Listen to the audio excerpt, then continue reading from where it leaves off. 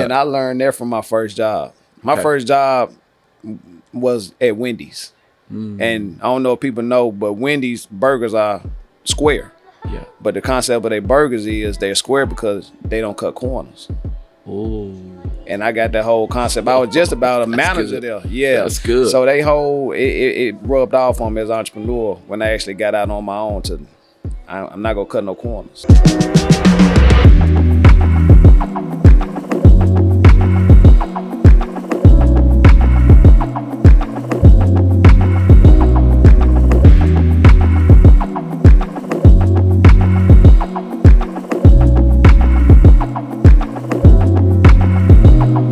Welcome to More Than a Barber podcast, where we help aspiring barbers transform their career with valuable content. Listen, today I have an incredible guest who happens to be on the couch today. I can't wait to get into this conversation. But before we get into this conversation, do your boy a solid.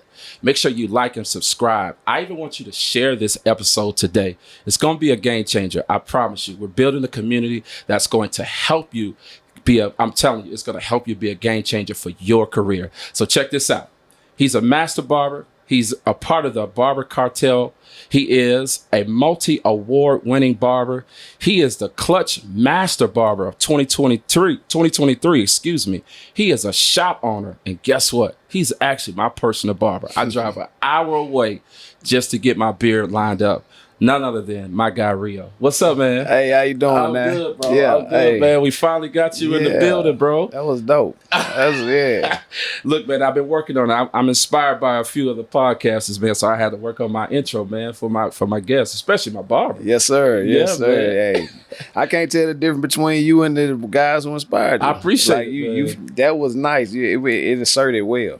Appreciate it, man. Yeah. Well, look, man, I take that to heart. I'm gonna keep working on it, man, for sure, for sure. So, man, what's going on in your world, man? How's everything going? You're fresh. Your cut is fresh. Your beard's fresh. Yeah, you know that's the detail to come with the industry. You know, Absolutely. yeah, you gotta look the part. Absolutely. So yeah, Absolutely. and it feel good to actually look the part personally, Absolutely. not just professionally. Yeah, When you look good, you feel good, you do good. That whole thing. beyond. Yeah. You know, So yeah, definitely. Yeah, that's what's up. So, man, you got a new location. Tell us a little bit about that, man. You know, like I said, we a shop owner. That's a big thing in the industry today. Yeah, it really is. At the end of the lease where I was originally at, which was North Arlington, not far from the attractions of the city, Dallas Cowboy Stadium, Six Flags, all that. What's crazy is I originally started on the south side, which is the I-20 side, near the Parks Mall and the Highlands. So when my lease was up, I decided to move back to where the residence was at,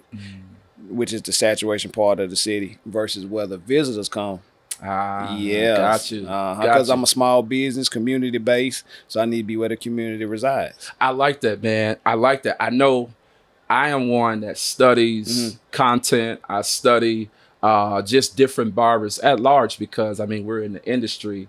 And it's for you. I'm studying for a different reason. I'm seeing your content, man. I mean, you've been wearing my timeline out, man. Every time I scroll, you on there giving some gems away, man. That's what's up. Yes. There's more to come. And that should be like, it should be more often amongst people, amongst barbers that's my age in the game, and not age numerically, but age by license and experience. You got to keep up with the times. You got to keep up with the time, and I, for me, I have indirectly learned content media indirectly. It wasn't even because it was like my main focus, you know. But in this industry, you gotta, like you say, you have to keep up. You have to be trending. You have to understand the latest trends, whether it's what type of camera you use or the type of iPhone and the settings within your iPhone. Like all of that, I had to learn that, man, in order to get that solid piece of content. Yeah, I can definitely tell the difference in between A and B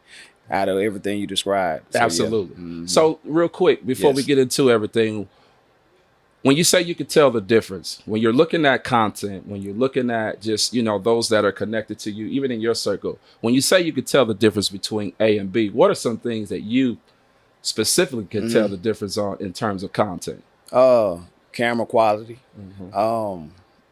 angles, like the effort that you give into actually editing sound content. Whether you use the little microphone from Amazon or wherever you get it from, you can tell the difference. Yeah. You know when your finger hesitate on the scroll. Yeah.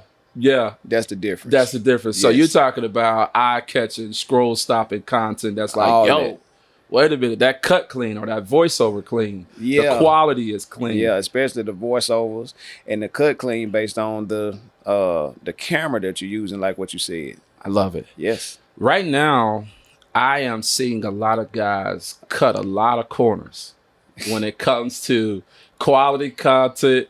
And I know we're going to get into it. Quality content. They're cutting corners in terms of just hair cutting, like really a good hair cutter. Yeah, without the camera. Without the camera.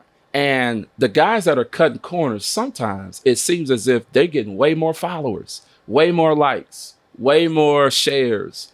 And a lot has to do with that. And I don't know if they're buying the shares, buying, the likes, which is a thing. It is.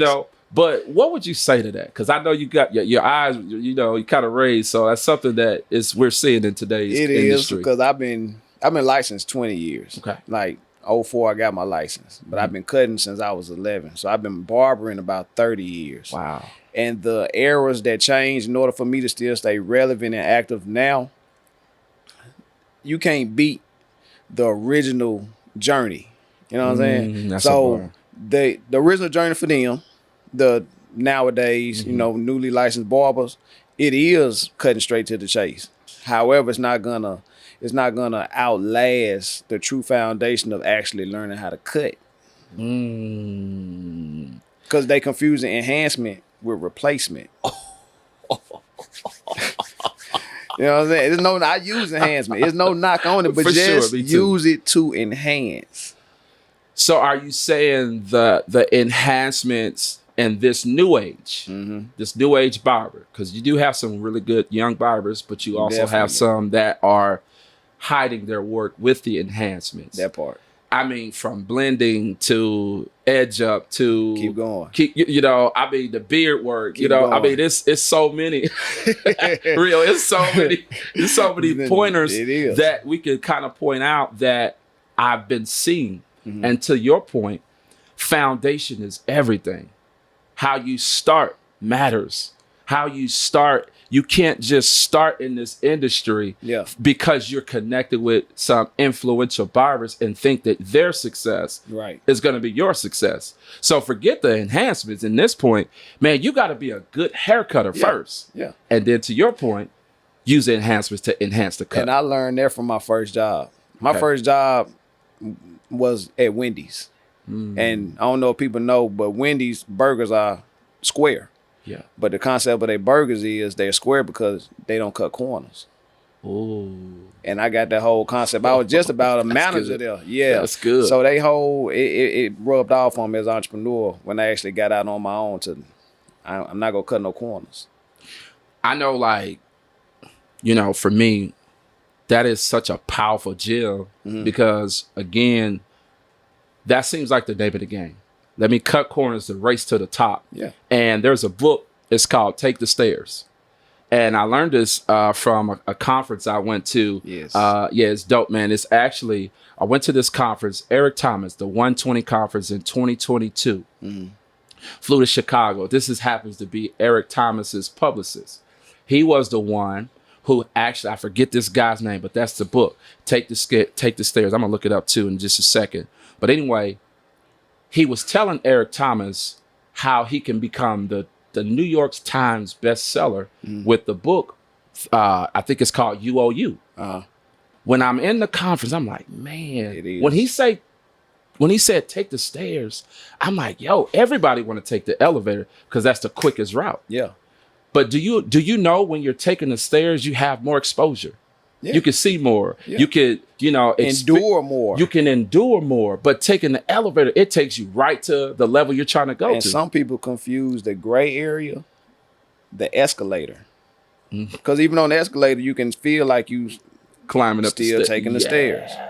Man, I think So let me ask you this, because this is really the meat and potatoes of what I really wanted to hear your take on. Okay. A lot of guys are cutting corners. A lot of guys feel in their head, young barbers included, that, yo, I'm ready. I'm him. I got 8,000, 10,000 followers. I'm getting shares. I'm getting called out to be a judge at the barber, battles, all those things. And they're taking that as, yo, I'm him. I'm next. When do you believe or think is the right time for a barber to step out and say, yo, it's time for me to be a shop owner? I knew it was time when my cup ran over when I moved to Texas. In Mississippi, because I'm licensed in 2 states. In Mississippi, I wasn't on that yet. But when I moved to Texas, I matured. That's one key point. And my cup ran over to the point that I knew I had to build a network of other. I used to call you sometimes and send people. When you build a network of people, you can understand how to hire, separate characters. Because you can't hire entrepreneurs when you're doing booth rent or different, you know what I'm saying? That's good. So when I learned how to network like I do now with the guys that shoulder to shoulder with me, I knew I could be a shop owner. Because not only was my success behind the chair individually was at a good space, I also knew how to find those type of guys who was looking for that type of energy. Because a lot of shop owners just wanted for the profit instead of the process. You know what I'm saying? It's not going to equal out to the progress. I love that. Yes. I love that. Yeah. So when you talk about process, what was your process? Did you work for a shop owner first after getting out of Barber College? Did you go straight from Barber College into shop ownership suite? Like, these are some of the things that questions that a lot of barbers want to know the answer to, especially from professional barbers like yourself. Well, for Texas, because Mississippi is a smaller town. Yeah. Texas is a major metroplex. For sure. So let's speak on Texas. Okay. Texas, I did work in the shop, primarily because I didn't know the area at all. However, when I came, I had a game plan. I literally had a planner, handwritten. Yeah. It gave me the head start with the funds that I had, the limited funds that I had versus the clientele I had to build probably within like 90 days. Wow. I had a budget to where if it don't work, I got to go get a W-2. For sure. You know what I'm saying? But I never worked another job since I've been here. So barbering was all you were doing? All I was doing was barbering, marketing, not just social media, flyers, this, that, and the third, going to places. I got so deep off into it. My target market, that's very important. So my target market was based on professionals and single moms. Single moms like to keep their son groomed, don't care how you look at it. The ones at the game, football, mainly basketball. Football, cool, but them helmets.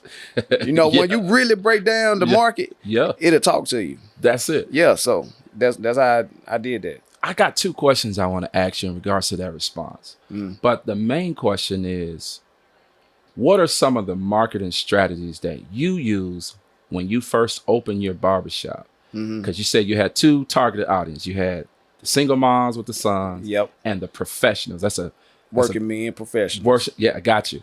So let's start with the parents, the single moms, because I like that target audience. I'm a product of a single parent home. Me too. Right. That what got me cut. Yeah, that's exactly right. Like, we grew up like, man, watching moms hustle, grind, struggle. I mean, for my mom, it was 3 of us. She got a degree, she braided hair and had a daycare. So that was, man, take shots, hats off to, shout out to moms. But for you, like, what were some of the marketing strategies you used, particularly to the single moms? To the single moms. Yeah. Anything to kind of cater to their babies. So let's say, for example, the football. I did do some marketing with football players. It'd be a little blue tent from Walmart, $50. Go to the sign place, get a banner made, maybe another 100. So I'm out of 150. Had them sew that onto my tent. And every weekend, I had a relationship with the coaches and people over the organization to where I take 2-3 tents out there per sideline and just let them sit there so they can have shade on the sideline. Same time, that banner is facing the bleachers. So guess what they seeing the whole time they're watching the play on the field? during halftime. So what was on the tent? Your shop The name? shop name, That's the information, smart, the website, bro. the phone number. That's smart. That's smart. Every weekend. That's smart. To the point that where it got so routine, I didn't have to drop it off and pick it up. The guy, I had a trustworthy guy. He just take it home and bring it back next week. So it lowered down so I can go do this somewhere else. So you really had this game plan when building the shop. Yes. Let me ask you this. So for the professionals, what was your approach for them? Now that one was a little bit more tricky. Okay, let's hear it. That one almost got me locked up. Because I didn't know in the state of Texas, let alone, I'm going to say Tarrant County, you just can't go around soliciting yourself just plain T-shirts. Sure. So I stopped by the fire station, marketing my flyers when I seen them outside washing the car or barbecuing. Yeah. And the fire chief came out of one of the locations in Arlington and told me that I can't function like this. So he directed me to go to the police station. So the police ran my information, cleared me for a solicitor license that's legal for 12 months, sent me to Home Depot to get an orange vest and wear the lanyard around my neck with the card that they printed up for me the next day, and then sent me to City Hall to keep from doing so much foot traffic. Just put it on the city bulletin board and you can pull it up online. So cut to the chase. Cut to the chase. Go right to the source. And everywhere else that I had to go that wasn't electronic, I had a solicitor's license with a vest to where I couldn't be bothered legally. Man, I've been in the game a little bit. Yeah. I don't think I've ever heard that play. Yeah. And I don't think a lot of barbers that I've talked to have even used that approach. And a lot of hands-on with the professionals, they respect the hands-on more than the marketing because they can find a lot of people online. So physically going to that handshake, that smile, the grooming, the presentation, the tone, like every variable that comes with them being professional is what I had to present. So did you at any point dress up, wear suits, shirt and tie? Was it business casual? Business casual? Yep. Okay. Yeah. Okay. That's the safest space because that's generally how they probably dress when they get off work. Love that. Yeah. Love that. So when it comes to like the business professional in this area, it's similar. The handshake, right? Because you're in the Arlington area. I'm in the Little Elm area. This is more conservative a little bit. I guess I can feel it. Yeah, conservative family, 2-parent homes, if you will. Not to say, again, it's not like I studied the demographics in this area. So I don't know Arlington. But for Little Elm, it's right in terms of, the father in the home, that type of thing, or he's involved, right? Secondly, you have a lot of guys they're no nonsense. I want to get in, I want to get out. Right. I don't want to, sit in the barbershop all day. And I'm pretty sure you experienced that too, where, I don't have 3 hours to sit and wait for my turn. I have things to do. I have plans to do. And for me, particularly, those are the type of clientele that I've been really like chasing after because of their time, their schedule, and their mindset. As they're looking for a professional barber, that's a good relationship. It is. Because you don't know what they could, for example, we went to, I had a shop in Denton, and I've been cutting this particular client for maybe 15 years. And this is the power of professional relationships. This is the power of it. I've been cutting him for so long that I forgot he even was coming to the old shop until he popped back up because he moved away. He was like, yo, AP, what's up, man? I've been back in town. I'm like, man, I didn't even know you left for real. Right. And so, cut to the chase, he's been telling me that, he's locked in with some big names. And so, just last week, just off of a relationship alone, I got invited to, I'll just say it like this. I got invited to a VIP event. And man, like, I'm walking in the event, I'm seeing different celebrities, and I'm like, I'm only in this room because of a relationship and my gift. Your gift will make room for you, for real, right? 1 + 1 = 2, yeah. It'll make room for you. So for the barbers that want to be in this space of ownership, they feel like, oh yeah, I don't need this client. I'm gonna just get him this work and on to the next. Can you speak to the barbers that want to be in this seat and think that relationships are not important? Man, look, a lot of my profit came from relationships. All that marketing I just spoke about, that was me. But once you actually get them, can you keep them? And a lot of my profit of keeping people, I kept less than I actually cut. But the relationships brought me more than I actually lost. That makes sense? That make a lot of sense. Yeah. That make a lot of sense. You're saying that basically sometimes you took an L possibly in the price point of the cut just so you can build that relationship with the actual client. Yeah. You know, you got scratch my back, scratch yours type situation. What it say on Guns and Butter? Yeah. Yeah, for sure. Yeah. For sure. Because for me, listening to this, I think the power of relationships matter more in today's industry of the barbering because you never know who knows who. Yeah, and it's a lost art.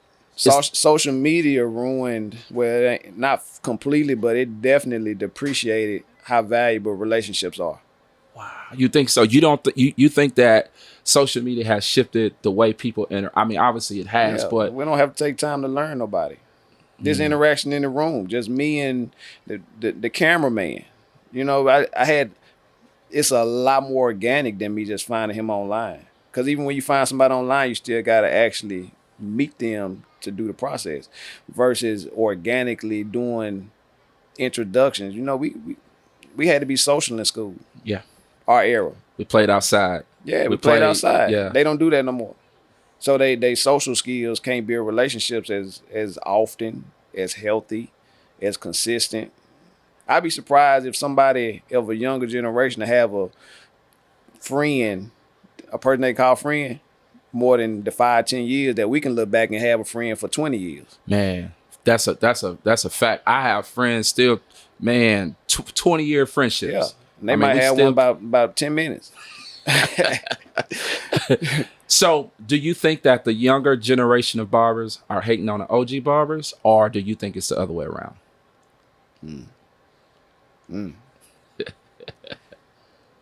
I think I did it when I was young.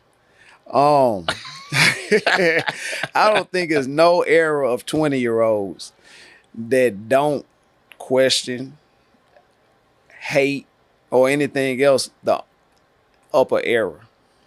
So the youth sets the tone, respectfully. Okay. You got to acknowledge that 20 to 29, they set the tone. 19 and under, they trying to figure it out. 30 and over, they pretty much going towards what they didn't already learn. So I give it to them, that decade, that 20 to 29, I don't think it's hating. I think it's just that, why don't y'all try what we got going on, because it's popping. So when you say set the tone, walk us through that. Like The trends for any variable car. You know what I'm saying? Fashion. Style of home. Yeah. No, even we might not, as they probably might not be a lot of 20-year-old something people who buy homes. But they definitely set the tone for when they turn 30 and start buying them. This is what they're looking for. So the economy start building that in advance to sell it to them, because that's what they know. Yeah, we've been having this conversation back and forth about it. Are OG barbers hating on the younger barbers, or the other way around? I mean, some OGs, they stubborn. They old mules. Don't want to budge. Yeah, but then everything that they complain about adjusting to, let's say in this industry, is the total opposite of what they adjust to in life when it comes to cell phones versus landlines. Yeah. You know, that's good. Standing in line paying bills versus getting online and paying bills. Auto pay. Yeah, that's it. That's it. So they don't want to adjust, but it's almost inevitable if you want to survive. If you definitely want to survive. My thing, bro, when I look at the industry now, a lot of young barbers, they are killing it. They are. I gotta give it to them. They can cut. They got the swag. They got the finesse. They got all of that going into 1 or 2 years of cutting, 3 years of cutting. They're getting it faster than what we've gotten it. Thanks. But for me, I do think that there are some things that the younger barber can learn from the OG barbers and vice versa. I think where the disconnect comes in is the lack of wanting to change. The CEO, check this out, the CEO of Nokia pulled his team together and told his team, hey, listen, we did nothing wrong, but we still lost at the end of the day. He said we did nothing wrong, but we still lost. In other words, when Samsung came on, when Apple came on to the scenes, they were so trending and so creative and so innovative that they smoked on Nokia because he was already in the winning spot. But till he had some competition, he's like, oh, they're good. They're good. But because he didn't change, he got cooked in the process. Everybody does. Got cooked in the process. Blockbuster versus Redbox. 100%. Yeah. 100%. Then you have Netflix. Yep. So if you are afraid to change, you're going to get passed up. Irregardless of you a young barber, OG barber, Yep. you got to stay with the trends. You got to stay with the latest because that's what's going to keep you afloat. Facts. 100%. Yes. 100%. Yes. So we've been going back and forth. We read some of our comments. When I made that post, randomly made the post, and I asked a question a couple of episodes ago with our co-host, but man, it went crazy in the comments. I made that post a month ago, and they're still warring in the comments. Yeah, they still going at it in the comments. It's a relevant topic. It's a relevant and it's topic. not going to change. And actually, OGs, we're outnumbered. 100%. It's more youth. Yeah. Man, the age group, this statistic, the average age of the barber, I'm finna read it to you, is 18 Come on. to 30. Come on. I'm 42. To your point. Yeah. 18 to 30. 18 to 30. I didn't know that. And what age bracket I said to you? You said 20 to 29. Yep. So you spot on. So 18 to 32 they're like the primary barbers that's in the winning seat, if you will. Come on. Now, what has saved the OG barbers that's winning, such as yourself and others, I'm gonna say, I'm not gonna put myself in it, but what has saved us, right? I don't like to flex at all, is staying relevant. Yes. Staying trending, and then to your point, you alluded to this earlier, is the foundation. Yeah. What you stand on matters, and how you come into this industry, it matters. I had guys that were way colder than me, Right. way colder. And for those that are thinking like, which direction should I go? Don't go to a barbershop where you're the coldest barber. You can't grow. You can't grow. Like it's equivalent to being the sharpest knife in the drawer. Yep. I want to be so trash compared to my constituents, those that I'm cutting with, that I can learn from every person in there. And when it's time for me to open a shop, it's just time for me to open a shop. But this beef that I'm seeing, I saw a post the other day. It's two popular barbers, younger, older. They going at it. I don't even want to say their names. You know them too. You know exactly who the younger barber is. He got sponsorships. I'm just gonna say this. He got waves. And one of the OG barber, it's like a war, bro. It's such a war, and I don't like it because part of it is hate from the OG barber. From the OG. It's hate. Yeah. Because let's just be honest. Younger barbers can use their hair, or they got green eyes. They can get sponsored, and they could be a trash barber. But if they know how to work their sauce, it's over with. It's over with. It's over with. That's true story. It's over with. Yeah. So there's another statistic. 1 out of 4 barbershops close every single year. Oh. Do you think barbershops in this day and time are closing because of the lack, like we talked about, of wanting to stay with the latest trends, the lack of it? Like, what do you think that statistic, what does it speak to you? I think it's both sides of the fence between the owners and the barbers that's coming into the game. A lot of barbers come to the game, even in our era, because they want to be their own boss. That's not a good recipe to enter into no field of entrepreneurship just because you want to run something without having somebody run you. In order to be a good leader, you got to be a good follower. That's right. Yeah, and to be a good leader, the ones who do open the shop, how well do you follow? How well do you follow requests? How well do you follow anything besides your arrogance as to how this is how it's gonna be done? I like it. Yeah. And that 25%. No, you said 1 in every 4. One of every 4 shops close every single year. That's a lot. Yep. 1 out of 4. Yeah, a lot of people don't even tip 25% at the restaurant. Wow. So that 25%, that's a lot. And here's the thing. I think it's an epidemic of a lot of barbers thinking they want the announcement, but they don't want the investment. In other words, they want their name to be announced, but there's a process to get to the 3 shops, the 2 shops, the one shop, fully staffed barbers. That man, that's a process. It is. What is the best process that you would tell a barber coming into a space where he wants to open a shop?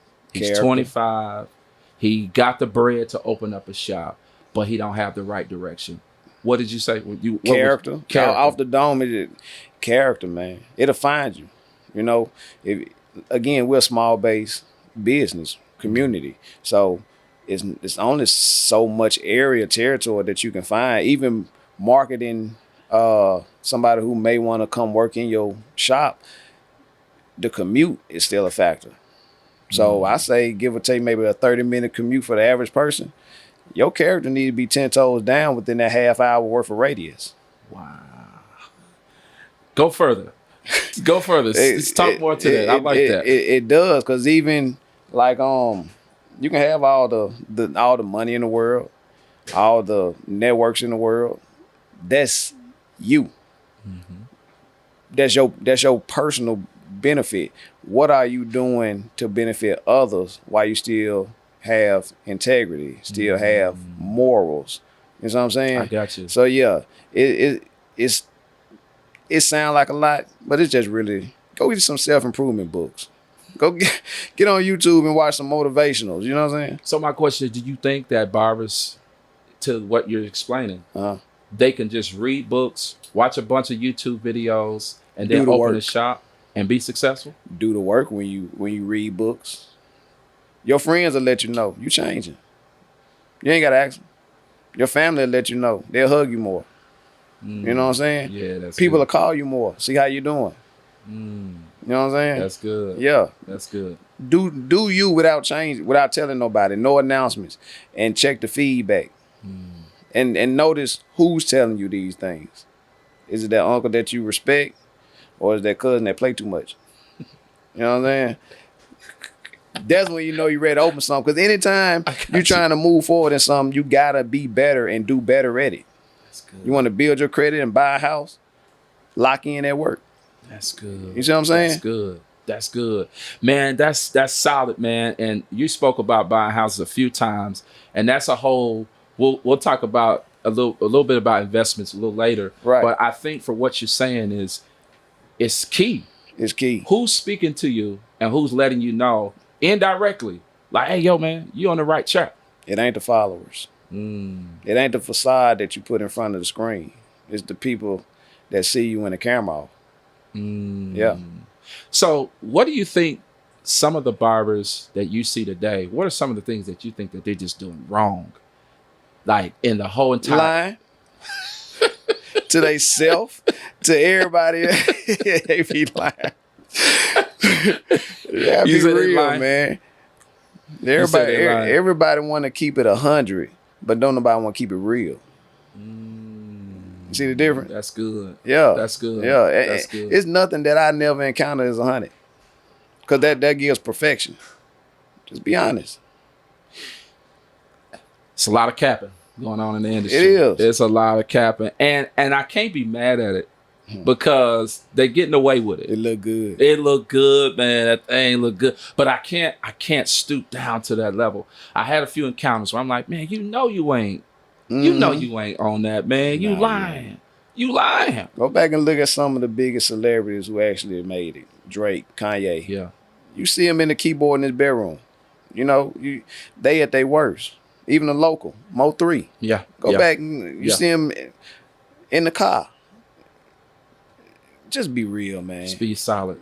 You get what you deserve when you honest about what you're doing. But being real in this day and time, though, Rio, it's almost like frowned upon. So being fake, fabricating who you really are, shining when the time is right, so that you can get, that's more attractive to the young barbers, to those that want to be in the winning chair. You know, it's attractive. So how do you tell that to someone who's saying, I hear you, you're right. Yeah. But what they doing over here, it's more shinier. It's a little bit more, you know, it's fresher The than what you're grass saying. is greener. It's grass is greener, yeah. Yeah, man. I mean, it's green, but it's another category called the 5%ers. You know, it's just a term. That's right. But yeah, if you doing what everybody else doing, then what you doing to stand out? I love it. He said line. And I think the industry has produced, they're pushing out who they want to be the face. True. They're pushing out those who are capping on their stories, on this and that. I'm not tripping off that. I'm not worried about that. What I am worried about, and I know you're on the same page, is how can we help those that are seeking real, valuable content, information, so that they can be one of the greats coming up behind us. I think that's the biggest. You want to know why everybody's hating on LeBron and his son and that whole conversation, right? They're hating on LeBron's son, and he good, but to others, they're like, oh man, he don't deserve to be there. Yes, he does deserve to be there. Yeah. Because somebody paved the way for him to be in that seat. Irregardless of his skill set to the person that's in the eye of the beholder, but someone paved the way. But even with his skill set, he still did the work be in that position off the way that this person paved. 100%. Yeah. 100%. But the hate is coming from us. It's coming from people who wish they had that same success. Yeah. So I took it upon myself. I said, we're going to get the coldest barbers. We're going to get some of the coldest individuals in this industry and give back to those that are coming up behind us. Because if we don't pave the way, things are going to be fabricated, and they think that that's what they should follow. And the reality of it is, man, this is smoke and mirrors. That's it. It's smoke and mirrors. That's it. So is there anything else, man, that you want to share that I didn't ask you? Because I know, man, you big time, man. You big time. Man, I don't know. My brain rolling this so much. I can't say I do. You threw it. You threw everything just right. Yeah. Every dart landed right on the target. Good. Yeah. That's what's up. Well, man, how can they find you? How can they follow you on social, man? I know your information, but man, yes, sir. I want you to give them your information. We can drop everything in the comments as well, along in the description. So definitely, my favorite platform is Instagram. That'll be Rio Did It _ That's on IG, and just in general, RioTheBarber.org. That's on any search engine, and you can contact me via phone call. I'm an OG that's friendly. I share information. So if you're watching this, don't be scared to call me. You ain't got to tell me your name. I ain't got to get no flowers for it. We just here to help the next generation. OG versus young school. You know what I'm saying? I like that. Yeah. And my final shout out, man, is it Clutch Barber Supply? Yes, Grand Prairie, Texas. Clutch Barber. Shout out to, can you tell me, what's her name again? Miss V. Miss V. Yes. Miss V, shout out to Miss V at Clutch Barber Supply. You again, as we stated in the beginning of the episode, you are a Clutch Master Barber winner 2023. Yeah. So we got to definitely want to shout that actual barber supply out. If you need anything and you're in the Arlington area, right, go ahead and make sure you hit up Miss V at Clutch Barber Supply. It's a game changer. You can even add too, because I know you know more than I do. Even online orders, they do clutchbarbersupply.com. So anything you order online, they'll send it. If you local in DFW, they'll bring it. So yeah, and it's a great company. It's a great business with great people. The interaction, you'll never want to go back. Wow. Just off the interaction. Wow. Yeah. So that's actually one of my muses, so to say. Because another gem about being relevant as long as you do, you gotta change your muse. You know, that's good. Yeah, you gotta stay updated on the energy. That's good. The motivation and the whole nine. Listen, more than just trending. It's so powerful to like be connected to, you know, those type of environments. I say it once and I'll say it again. Your relationships matter. Facts. They matter. Your network is your net worth. Yeah. That's a fact. It's a fact. That's a fact. It's inevitable. And for me, man, I'm just glad to be connected to you, man. I'm Yes, glad. I'm same glad. here. Yeah, I'm gonna come see you soon. We talked about it. I'm glad to just be connected to somebody who is moving in the direction that I Yeah. desire to go. My man Rio. It says a lot for you to have me. Absolutely, Not only man. on the show, but as your barber. Absolutely. Yeah. Absolutely. Absolutely. Well, listen, this has been another episode of More Than a Barber. Make sure you like and subscribe. We can't wait to see you soon. Let's go. Hey, yo, check this out. If you like this episode, do me a favor. Make sure you subscribe down below. We got amazing content coming your way. Stay tuned for more. Let's go.